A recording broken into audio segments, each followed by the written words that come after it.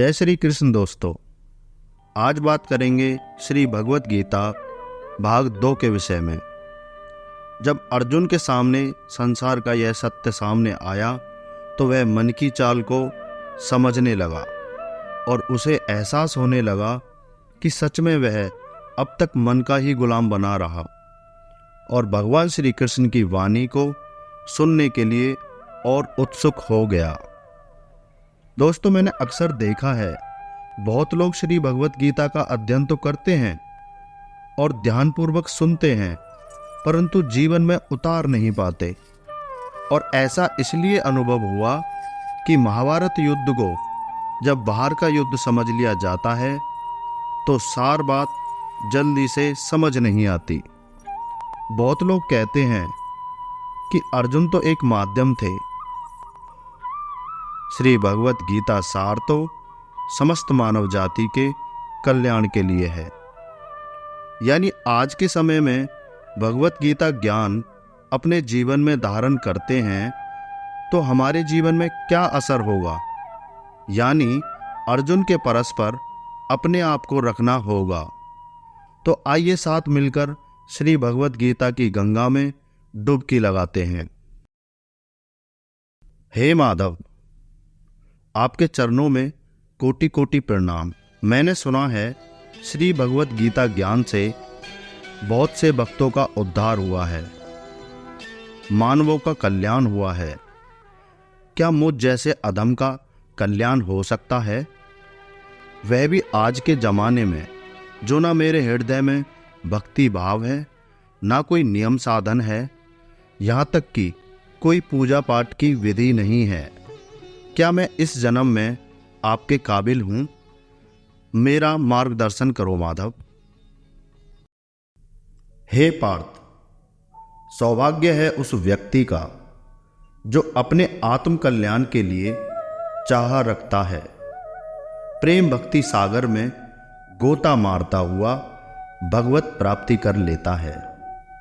और दुर्भाग्य है उस व्यक्ति का जो धन वैभव मान प्रतिष्ठा के लिए अपना समस्त जीवन भोगों में व्यर्थ गवा देता है और जिस कार्य के लिए वह मृत्युलोक में जन्मा उसी कार्य को भूलकर संसार में मस्त हो जाता है और आजीवन अपने मन का गुलाम बना रहता है। हे माधव, मन से याद आया, मैंने सुना है महाभारत युद्ध हमारे मन का ही युद्ध है। क्या यह कथन सत्य है? और किस प्रकार आज के समय में युद्ध का परिणाम अपने जीवन में उतारा जाए, मार्गदर्शन करो माधव। हाँ पार्थ, महाभारत युद्ध हमारे मन का ही परिणाम है। यदि जीव अपने मन की चाल को समझ जाए और उसे पकड़ने का प्रयास करे तो मन का युद्ध आरंभ हो जाएगा, मन विचलित हो जाएगा। हे केशव, यानी युद्ध कुरुक्षेत्र में जो हुआ था क्या वो सिर्फ कल्पना मात्र है?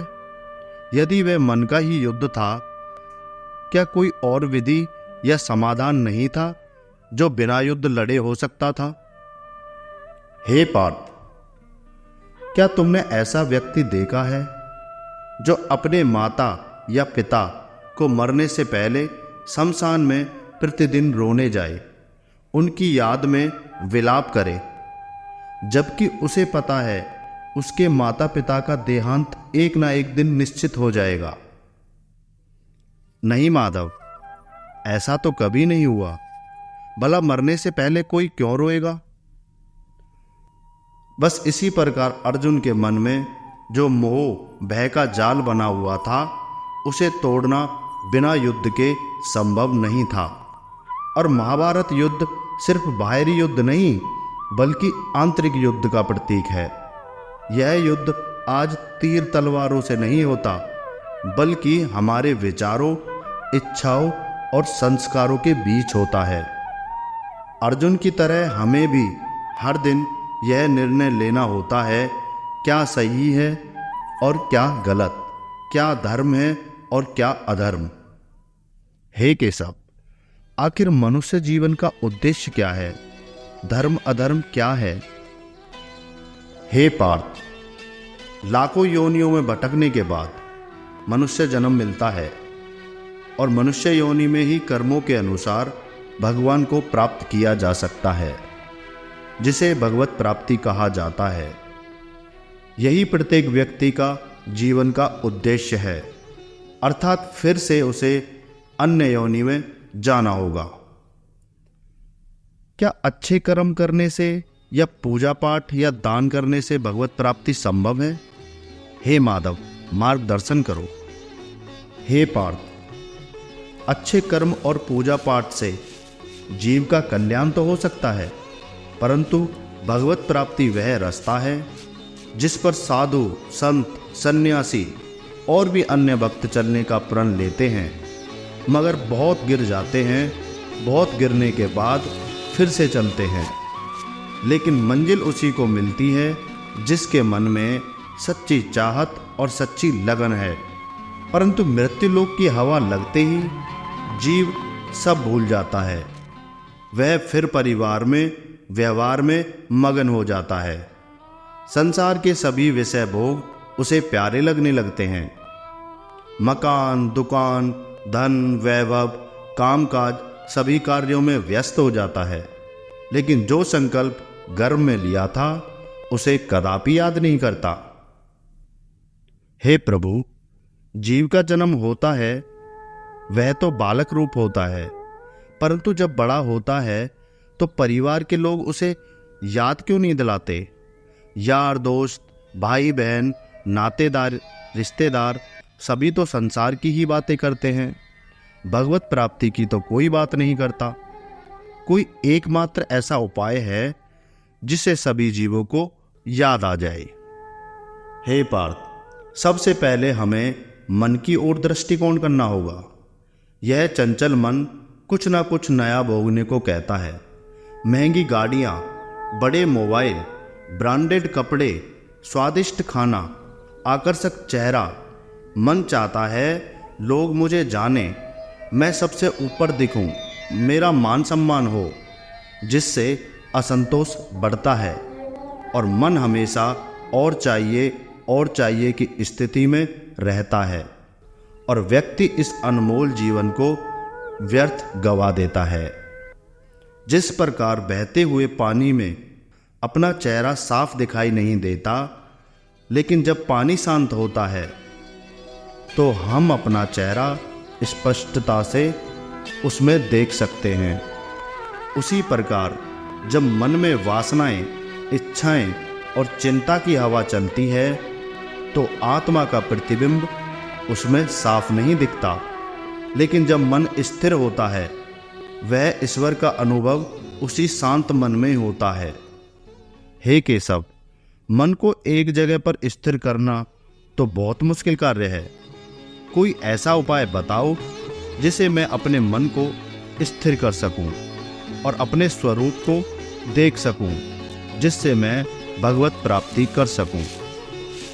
हे पार्थ, जिस प्रकार कुएं का मेंढक अपना कुएं को ही संसार मान लेता है, उसी प्रकार मन भी विषय भोगों को अपना संसार मान लेता है।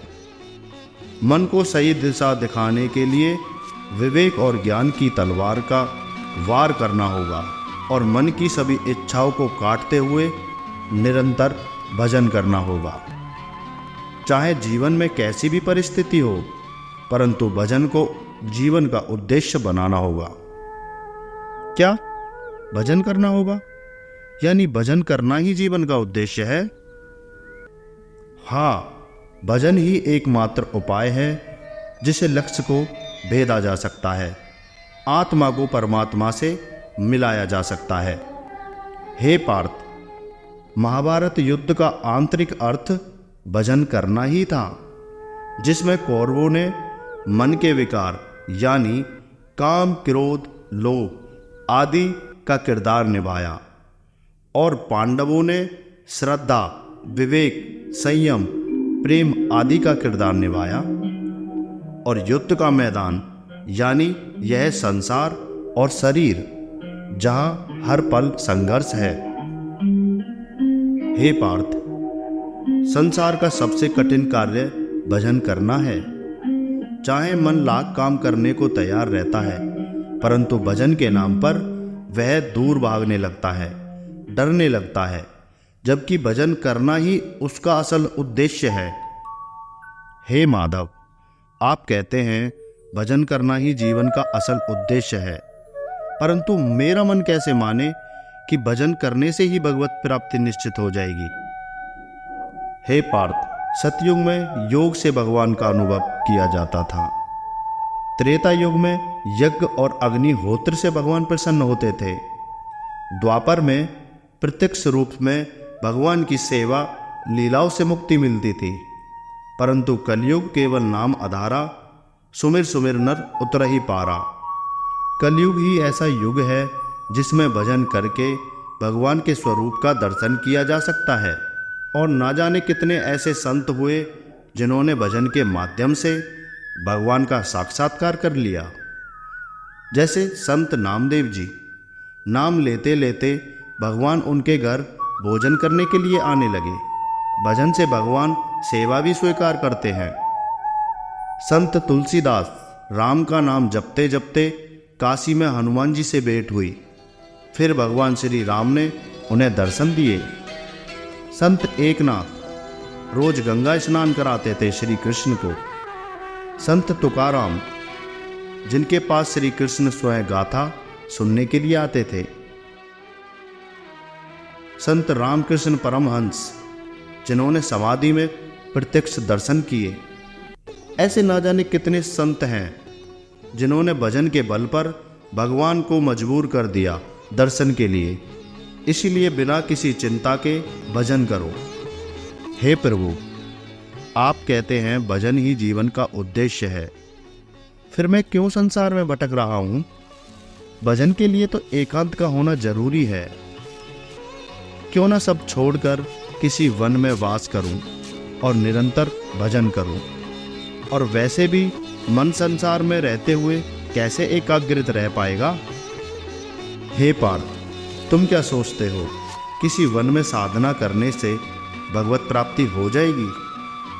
भारतीय जीवन शैली और धर्म आधारित जीवन के 4 स्तंभ हैं: सन्यासी, वैरागी, गृहस्थ, वानप्रस्थ। यह 4 चरण ही मुख्य मार्ग हैं। सन्यासी, यह अंतिम और सर्वोच्च अवस्था है। सन्यासी सभी सांसारिक बंधनों, नाम, पैसा, संबंधों को त्याग कर देता है। वह केवल आत्मा और परमात्मा के ज्ञान में स्थिर रहता है। वह न किसी मरने की चिंता करता है, न किसी के जीने की।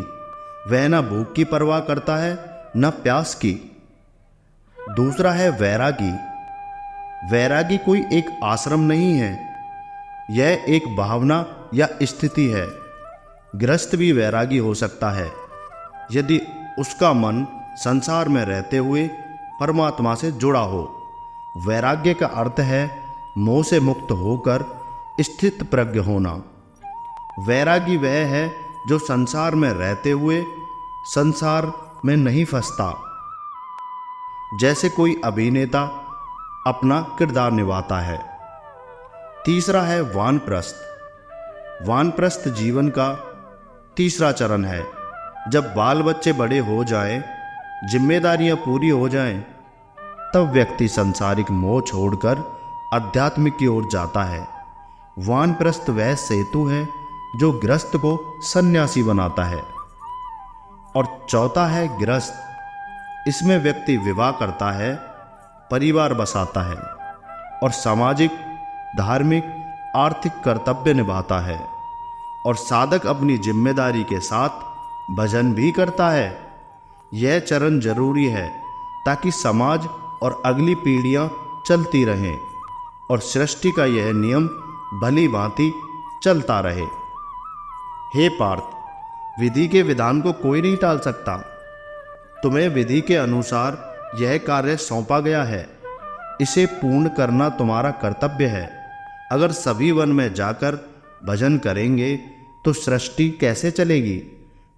भले ही मार्ग अलग हैं, परंतु मंजिल एक ही है। हे मधुसूदन, आप कहते हैं गृहस्थ में रहते हुए सभी कर्म धर्मों का पालन करते हुए भजन करना अनिवार्य है। लेकिन मेरा मन फिर भजन में कहाँ लगेगा? मेरा मन तो परिवार और समाज और संतान के चिंतन में ही रहेगा। और आप कहते हैं मनुष्य जन्म भगवत प्राप्ति के लिए मिला है, फिर मैं भजन करूं या संसार के कार्य या रिश्ता निभाऊं या भगवान से किया हुआ वादा? हे पार्थ, खेल हमारे मन का है, चाहे फिर वह सन्यासी हो या साधु। देखो, इस व्यक्ति को देख रहे हो? कुछ दिन पहले यह अपने परिवार से परेशान होकर जंगल में वास करने लगा, और तो और साधु वस्त्र भी धारण कर लिए, परंतु सारा दिन भजन की मुद्रा में बैठकर परिवार का ही चिंतन करता है। भजन करने के लिए आवश्यक नहीं कि साधु या एकांत में वास करना पड़े। आवश्यक है तो इस मन को अपने काबू में करना। इसलिए बिना किसी संकोच के भजन करो। हे माधव, अब भी मेरे मन में एक शंका है जो मुझे विचलित कर रही है कि मैं परिवार के पालन पोषण की चिंता करूं या भजन की चिंता करूं। मैं दफ्तर में कार्य करूं या भजन की चिंता करूं। मैं बाल बच्चों के लिए भविष्य की चिंता करूं या भजन की चिंता करूं। अगर भजन छूटा तो भगवत प्राप्ति कैसे होगी? और अगर भजन की चिंता करूं तो मुझे परिवार के भविष्य की चिंता सता रही है। कृपया करके मेरा मार्गदर्शन करें। हे पार्थ, तुम परिवार व्यवहार की चिंता छोड़ो। जाने कितने परिवार तुम्हारे बदल गए। क्या एक का भी नाम जानते हो कि किसने उनका पालन पोषण किया? 4 दिन की चांदनी फिर अंधेरी रात। हे पार्थ, भगवत मार्ग में चलने से पहले तुम्हें अपने आप को समर्पण करना होगा। समर्पण? वो कैसे होगा प्रभु? हे पार्थ, जिस प्रकार एक वृक्ष प्रकृति के सामने झुका रहता है, चाहे कितनी भी सर्दी हो या गर्मी, चाहे कितनी भी तपतपाती धूप हो या बारिश, फिर भी वह मानव के लिए छांव, लकड़ी, फल फूल, वायु प्रदान करता है। यहां तक कि उसे काटा भी जाए तो वह चुपचाप अपने दर्द को सह जाता है और प्रसन्न रहता है। वैसे ही यदि मनुष्य अपने कर्म और भाव, समय, सब कुछ प्रभु के चरणों में समर्पित कर दे तो वह भी भगवान के समीप पहुंच जाता है। इसी प्रकार तुम्हें ऐसा समझना होगा, जो तुम्हें मिला है वह भगवान का है, ना तुम्हारी कोई वस्तु है, ना तुम्हारा कोई व्यक्ति, ना ही स्थान। जो तुम्हें कार्य सौंपा गया है, मेहनत और लगन से पूर्ण करना अनिवार्य है, और यही विधि का विधान है। हे कृष्ण, आप कहते हैं ना परिवार को अपना समझो, ना संसार को अपना समझो, ना किसी वस्तु को। फिर मैं उनके बीच कैसे रह सकता हूं? ना मेरे अंदर कोई अपनापन की भावना होगी, ना उनके प्रति प्रेम होगा, ना उस स्थिति में मैं कैसे अपने आप को संभालूंगा? हे पार्थ, जिस प्रकार सब्जी बेचने वाला शाम को जाकर आयोजन में राम का किरदार निभाता है, परंतु वह सदा के लिए राम नहीं बन जाता, इसलिए तुम्हें भी कहीं पुत्र का तो कहीं पिता का, कहीं दादा का तो कहीं ससुर का, कहीं नौकर का तो कहीं मालिक का, इन सभी का किरदार निभाना होगा और सभी में भगवत भाव करना होगा और भजन करना होगा। अन्यथा इस मार्ग से फिसलने में देर नहीं लगती। हे माधव, यह कहना तो बड़ा सरल है, मगर प्रतिदिन अपने जीवन में उतारना बड़ा मुश्किल कार्य है। हे पार्थ, असल नजरिए से देखा जाए तो तुम्हें प्रतिदिन 24 घंटे का समय मिलता है, यानी 8 पहर। तुम्हारे पास 2 मार्ग हैं। एक मार्ग भगवत प्राप्ति की ओर जाता है, जिसमें भगवान का साक्षात करने का मौका मिलता है और माया तुम्हारे अधीन हो जाती है। मगर दूसरा मार्ग संसार के विषय भोगते हुए, जहां तुम्हें माया अपने अधीन बना के रखेगी और जन्म जन्म तक भटकाती रहेगी। फिर तुम्हारे पास ना कोई रास्ता होगा ना कोई राही। हे कृष्ण, आप कहते हैं 24 घंटे प्रतिदिन समय मिलता है, अर्थात मैं समझा नहीं। हे पार्थ, जो व्यक्ति समझते हैं कि उनकी उम्र 70 या 100 साल तक की है, वह घोर मूर्खता है, क्योंकि व्यक्ति 24 घंटे के अंदर ही जन्मता है और मरता है। यहाँ तक कि जब कोई व्यक्ति सोने जाता है तो वह प्रतिदिन मृत्यु की सैया पर सोता है, क्योंकि सुबह का सूरज वह देख पाए यह उसके हाथ में भी नहीं। इसीलिए सिर्फ 8 ही पहर मनुष्य की जिंदगी है। हे पार्थ, जिस दिन से तुम्हारा जन्म हुआ है उसी दिन से काल तुम्हारे पीछे खड़ा हुआ है। वह प्रतिपल तुम्हारी सांसें गिन रहा है। जिस दिन अंतिम सांस हुई उसी समय वह शरीर तुमसे छीन लिया जाएगा। हे माधव, मैंने अक्सर देखा है, मृत्यु के समय सभी जीव भयवश प्राण छोड़ते हैं। क्या जो व्यक्ति भजन करता है या पूर्ण समर्पण है, उसे भी भय सताता है? हे पार्थ, तुम्हारा प्रश्न सत्य है। एक भय होता है स्वाभाविक, जो सभी के हृदय में वास करता है। जैसे किसी बंदर ने झपट्टा मारा तो अचानक जो भय उत्पन्न होगा वह कुछ क्षण का रहता है, परंतु जो व्यक्ति भजन करता है उसके प्राण सहज ही निकल जाते हैं और वह मृत्यु से भयभीत नहीं होगा। वह तो मृत्यु में भी भगवान के ही दर्शन करेगा और हंसते हुए अपने प्राण दे देगा। परंतु जो व्यक्ति भजन नहीं करता, सिर्फ दिखावे के लिए कुछ समय पूजा पाठ करता है, उन्हें 100 बिच्छुओं के काटने के बराबर जो दर्द होता है, वही दर्द मृत्यु के समय भी निश्चित होता है। वह संसार से जाने में बहुत डरता है, रोता है और उसके कर्म अनुसार दंड देकर अन्य योनि में उसे भेज दिया जाता है। इसलिए मनुष्य योनि अनमोल है, जिसमें साधक ज्ञान और भजन के सहारे वह अपने जीवन, मृत्यु, सुख, दुख, लाभ, हानि सभी परिस्थितियों में चिंता मुक्त रहता है। इसलिए पार्थ, तुम सारी चिंताएं छोड़कर सिर्फ भजन करो। हे प्रभु, क्या भजन के अतिरिक्त कोई और ऐसा मार्ग है जिससे सहज ही भगवत प्राप्ति हो जाए? क्योंकि आज के समय में भजन करना बड़ा कठिन कार्य है। हे पार्थ, लगता है कलयुग की हवा का असर बहुत शीघ्र ही फैलता जा रहा है, क्योंकि भजन का जो लाभ मृत्यु लोक में है वह किसी अन्य लोक में नहीं। क्या तुम्हें पता है, मृत्यु लोक में भजन करने के लिए देवता भी तरसते हैं और तुम कोई और मार्ग ढूंढ रहे हो? नहीं, मेरा मतलब है, लोग इतना दान करते हैं, इतनी सेवा करते हैं, यहाँ तक कि कथा, यज्ञ, गंगा स्नान, यमुना स्नान और तो और पितरों को जल भोजन प्रदान करते हैं। क्या वह भगवत प्राप्ति के योग्य नहीं? हे पार्थ, यह सब साधन है, परंतु साध्य नहीं। बिना भाव के ये सारे कर्म अधूरे हैं।